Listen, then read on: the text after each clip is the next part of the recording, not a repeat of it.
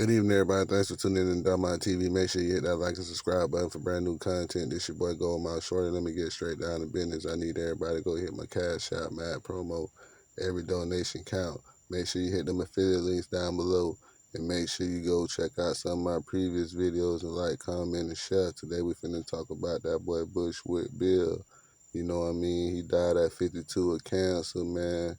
And we finna reminisce on him, man, because he was a legend in this game, man, and we gotta reflect on our legends in this rap game, man. But we finna kick it off with some crazy stories, man. We gonna kick it off with the one when T-Pain was talking about he met, Bushwick Bill at a club, man, and Bushwick Bill got real drunk, and the promoter tried to kick him out the club, and he was wanting to fight the promoter, so they went and got the club owner, and the club owner came back in there with an AK-47 with Teflon on and told Bushwick Bill to get out the club, and they picked him up and threw him out the club, you know what I mean? But that boy Bushwick Bill was still a real one, because I remember when he went to the comedy show with some of his friends and stuff, and 5 guys showed up that was down with Jay Prince, and they allegedly put hands and feet on him. They beat him up real bad. And the security at the nightclub, at the comedy club, they didn't even do nothing about it. They let some of Jay Prince goons come, beat up that boy Bushwick Bill, and they was triple his size. He sent 7 foot tall dudes in there at 300 pounds for little old Dorf Bushwick Bill that stood 3'8". You know what I mean? And they beat him, pushed him to the floor, kicked him on the ground, and they left. And Bushwick Bill put out a lawsuit for $20 million because he said one of the dudes was a Golden Glove boxer, and he gave names of all the 5 dudes who jumped on him because he knew him personally. You know what I mean? But he always had some crazy times, man. Like when he be chilling with Tretch, Tretch and him get to wrestling. Tretch go get a cheddar hit him across the head just to make him stop playing all the time. And I heard stories of him taking DJ Search to his baby mama house in New Orleans, where he got his dwarf kids at, and taking them to the trap house.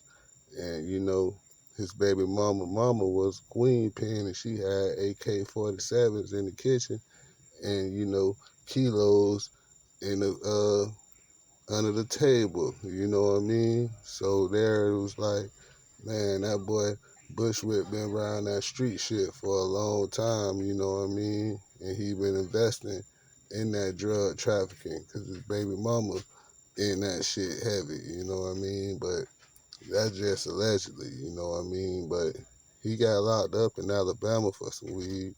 He got locked up in Atlanta for some weed.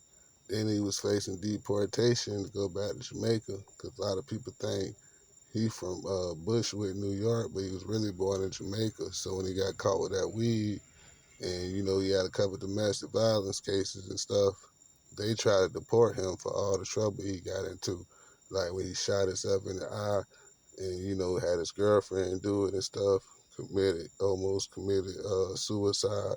Well, all that had something to do with him about to be deported, but he ended up making it back to the USA. When he came up out the feds, they was finna go ahead and send him back. But yeah, Buddy was crazy, man.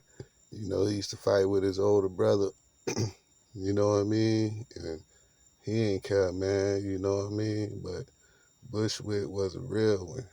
And him and Boosie used to smoke PCP sherm sticks together and shit. And a lot of people like that was really what was wrong with Bushwick. You know what I mean? But Bushwick say, man, he went and signed a 10-album deal for only $100,000, and Jay Prince signed him to a slave deal, and he wanted out of his deal allegedly. And you know what I mean? He never could. So that's why he went away for a little bit and started doing his own thing.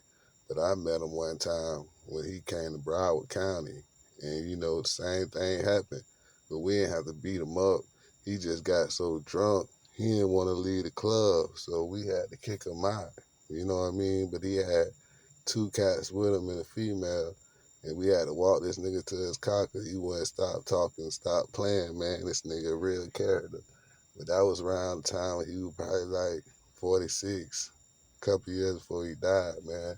And he was hanging with the Zoes and shit the whole weekend. He went to the little festival and shit for the Haitians and shit, even though he was Jamaican.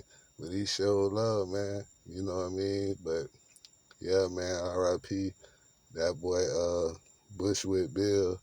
I don't know that he ever be successful with that $20 million lawsuit from getting beat up by that Golden Glove champion in summer, Jay Prince Goons. But I know he came back and got some work done because he was trapped in his contract for like 10, 11 albums, bro.